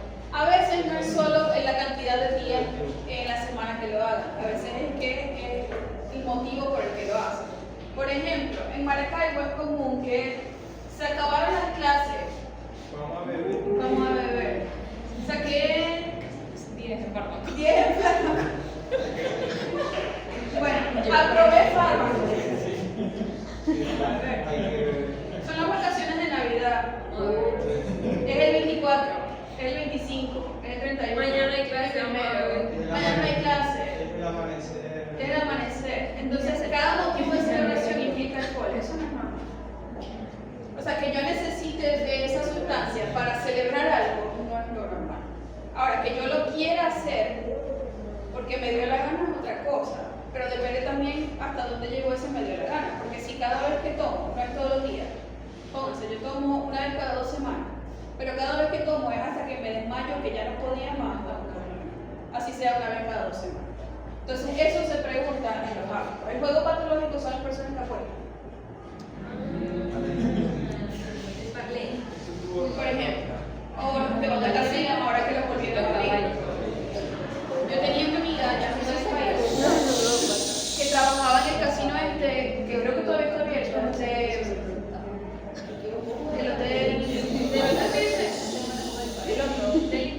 del Intercontinental. Ella trabajaba como la gente que recibe dinero ahí en la mesa. No sé cómo me acuerdo el nombre del cargo. Ella misma decía, o sea, había gente que no se iba hasta que se agotaba completamente el dinero que se habían llevado. O sea, veían que estaban perdiendo dinero y no se iban. Eso también es un hábito y es una adicción. No se llevaban. Porque ellos perdían y seguían ahí en el casino. O sea, perdían. Entonces tú haces un juego, tú pierdes el dinero que apostaste, pero todavía te quedaba. Lo volvías a apostar, veías que seguías perdiendo y seguías apostando más hasta que te quedabas sin nada. Y podían gastar a algunas personas hasta más de $500 cada vez que iban, sin poder soltar el juego. Eso también es La sensación de adrenalina. ¿Por qué eso es relevante? ¿Por qué es relevante? Porque afecta su vida. Imagínate que lo haga. Y es una persona entonces que se quedó sin casa porque apostó todo su dinero. No puede comer porque ya no tiene dinero para comprar comida. O no Le pido dinero prestado a mi familia que le debo para ir a apostar. Es un problema. Y como es un problema, lo tengo que ver. le pide prestado a prestamistas. Le pido prestado a prestamistas, aunque aquí ya casi no que hayan de los legales. Eso ya entra en lo que es una disonancia cognitiva, ¿verdad? Es como que sabe que lo que está haciendo Sé que está mal, está mal, pero lo pero sigue lo sigo haciendo. Con la sensación de adrenalina. Pero eso es cualquier adicción. Es que la Los que sensación de fuman. adrenalina, como cualquier otra sustancia. Así como las personas que. Ay, bebé. Si lo puedes decirlo. Ya me asusté. Se quitó la mente.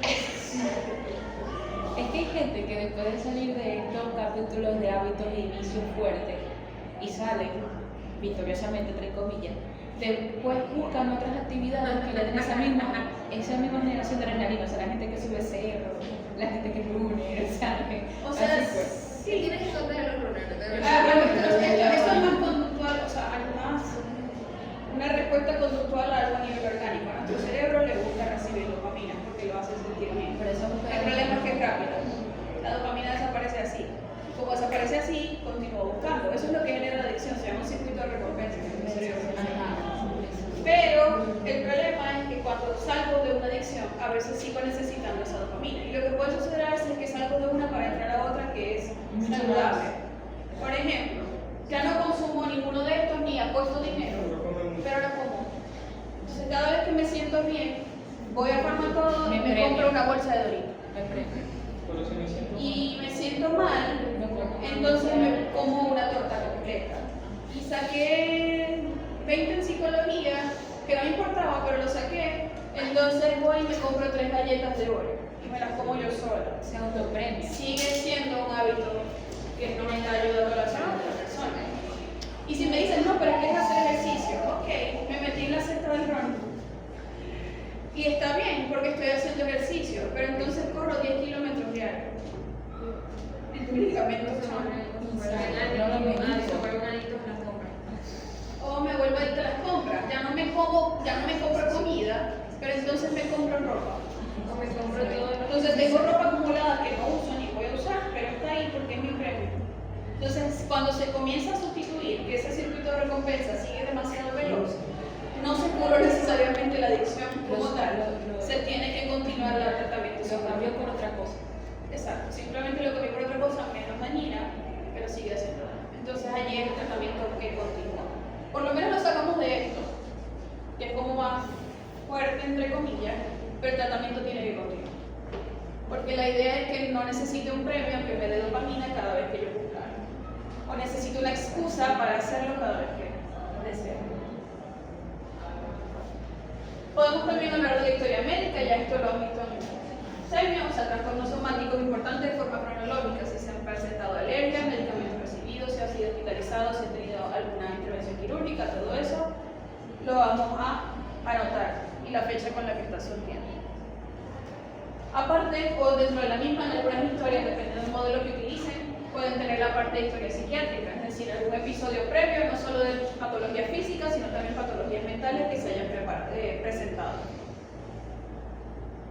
Y la historia laboral, que es otra cosa que quizás no esté en semio, que yo recuerde de la historia que le dan allá, pero se debe preguntar, ¿por qué es importante todo esto? Número de empleo, cuánto duró en cada trabajo, problemas que se hayan presentado en la parte laboral, ¿qué tienen importancia para nosotros?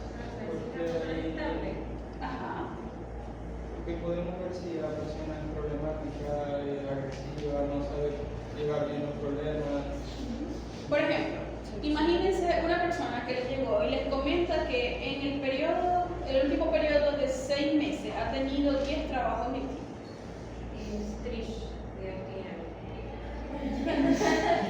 ¿Qué habla ahí? ¿En serio? Ok, cambiaba mucho de rol. Inestable. Pero es una persona. Cada día más loca. Ok, vuelvo a mi caso. Una persona en los últimos 6 meses, es decir, como de julio para diciembre hasta acá, junio, julio, diciembre, ha tenido unos 10 empleos, en los que dura aproximadamente cada uno como 3 semanas. O sea, ni termina el periodo de prueba. ¿Qué nos podría decir eso? Para que tengamos que preguntar más. No es responsable. Quizás no es responsable con su trabajo, o quizás no está seguro en lo que quiere trabajar. Por ejemplo, primero trabajó de cajera y luego pasó a asistente administrativo y luego pasó a arreglar anaqueles y luego pasó a otra cosa.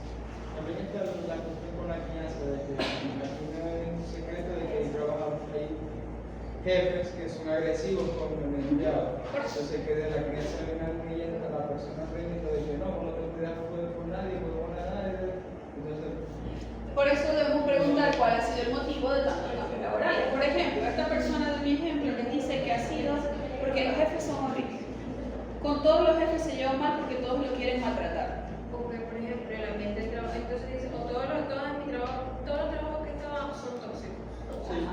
Pero ahí también tenemos que indagar. Okay. Dentro de la historia de esa persona podemos observar que verdaderamente ha sido víctima de acoso laboral, pues que siente que todas las personas a su alrededor son tóxicas, porque si nos vamos al resto de la historia también vemos que en sus relaciones sociales piensa que todos son tóxicos. Y amorosa. Entonces allí el problema se está presentando no con la parte laboral, es la actitud de la persona hacia su ambiente social. Y el ambiente social también incluye el trabajo. Entonces no, yo me llevo bien con los jefes, pero es que mis compañeros de trabajo son todos horribles. Ok, de nuevo evaluamos, pero es que todos son horribles o ella está haciendo algo, él o ella está haciendo algo que los demás consideren como para rechazar. Y además lo tenemos que siempre unir a la parte social fuera del trabajo. Porque es que si, por ejemplo, con mis amigos yo ninguno me llevo bien y además con mis compañeros de trabajo tampoco, entonces ahí hay un problema de lo que yo estoy haciendo. No que yo sea un problema, obviamente, sino de lo que yo estoy haciendo o cómo me estoy adaptando a esa situación. Te sorprendería.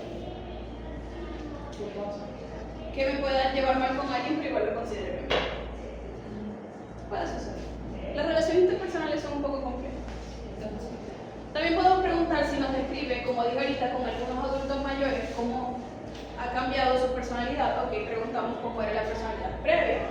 Es decir, cómo se describía antes de que aparecieran estos síntomas o cómo era antes, y indagamos sobre algunas acciones antisociales. Por ejemplo, yo antes era chévere y ahora me peleo con todo el mundo, o he comenzado a robar, o he comenzado a hacerle daño a otros. Y además incluir cómo es la adaptación global antes de enfermar o durante un año previo a la enfermedad y cómo es ahora.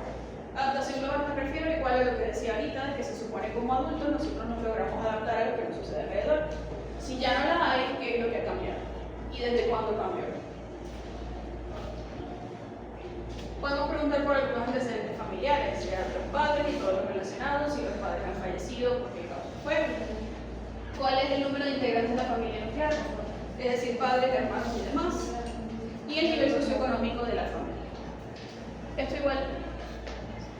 Podemos preguntar también cómo es la actitud de la familia frente a los cambios, porque eso nos ayuda a decir cómo va a ser el cambio, la actitud hacia la enfermedad, sobre todo cuando son enfermedades con consecuencias a largo plazo. La actitud de la familia frente a la enfermedad del paciente, si ya lo sabían o no, y cómo es el historial de enfermedades físicas o mentales en esa familia, todo lo que se haya presentado, sobre todo mientras más genético la transmisión pueda ser. Pero aquí podemos añadir también la dinámica familiar, es decir, no solo el antecedente como tal de todas las enfermedades que he tenido y cómo reaccionan a ellas, sino cómo se lleva a esa familia. Es decir, en mi casa vivimos 4 personas, pero parece que los 4 viviéramos cada una aparte, aun si estamos en la misma casa. O más bien yo recibo mucho apoyo de mi familia, siempre que algo sucede, yo sé que ellos van a estar allí para mí. Además, algunas áreas de conflicto, por ejemplo, cómo es el manejo del dinero en esa familia. No, mi papá se encarga de todo. O les pueden decir, no, mi papá es el que trabaja, pero mi mamá es la que maneja el dinero. Okay, preguntamos cómo funciona esa familia alrededor de todo eso. No porque nos interese quién lo hace, pero sí cómo se siente la persona con que eso esté sucediendo.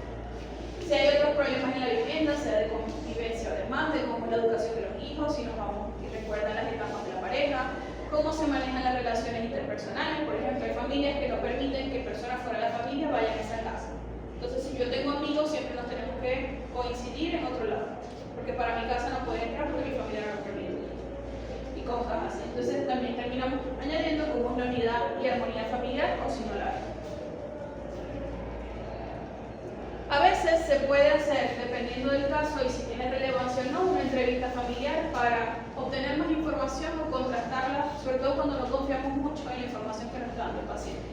Sea porque está confuso, sea porque creemos que esté mintiendo o demás. Si hay la oportunidad, podemos entrevistar a la familia, además si el paciente nos da permiso. Porque a veces sucede que no quieren que hablemos con la familia. Esto es más hacia ustedes, aunque yo usualmente cuando lo hago yo es remitiendo a los médicos, obviamente. A veces se pueden necesitar exámenes complementarios, es decir, con esta observación y conversación nosotros estamos observando esto, pero quisiéramos verlo de nuestros pacientes llorando ahí. Están grabando un video. Ok, podemos utilizar entonces diferentes pruebas diagnósticas o evaluaciones complementarias dependiendo de lo necesario. Aquí sí puedo agregar que en algunos casos no son solamente pruebas tipo hematología o estudios de imagenología. En algunos casos también puede ser una evaluación neuropsicológica y eso es un examen complementario para un médico.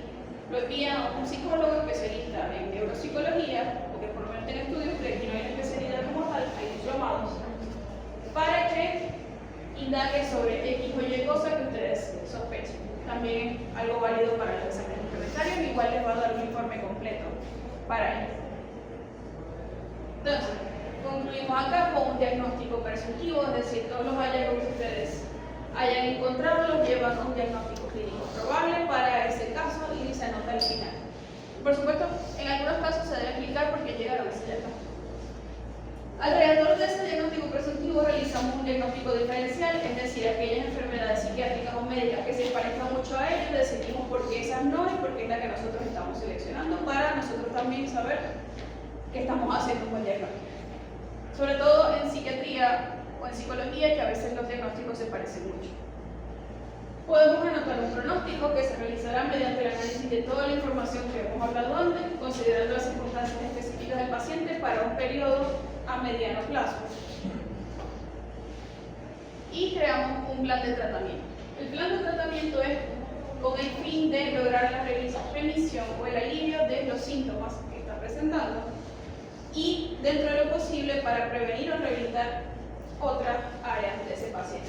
Va a incluir cualquier plan que ustedes consideren. Puede ser un tratamiento solamente farmacológico, puede ser un tratamiento que incluya la parte farmacológica pero además psicoterapia, o pueden decir no necesita nada farmacológico sino más bien psicoterapia y alguna intervención familiar, o más bien pueden decir no es farmacológico, necesita psicoterapia pero se necesita cambios en el estilo de vida.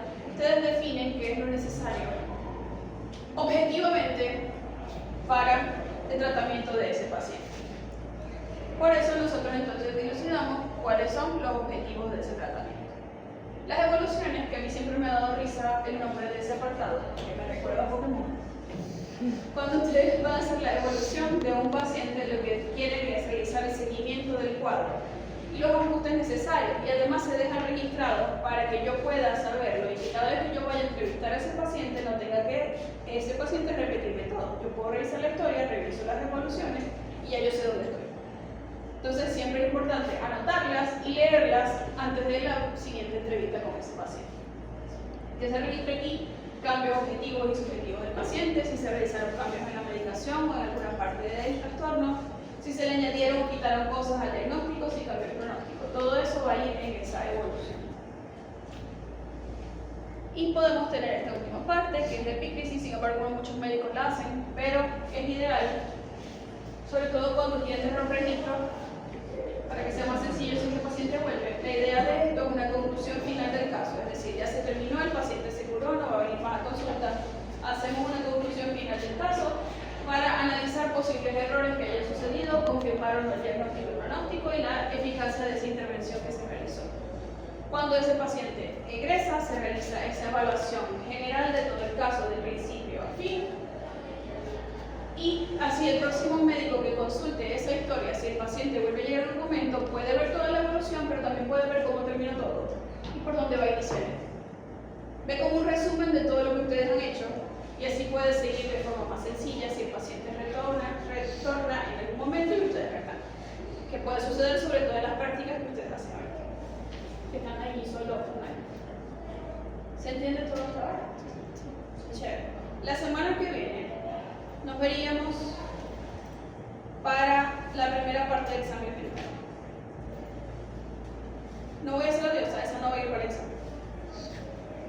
Para el examen, que sería el 28.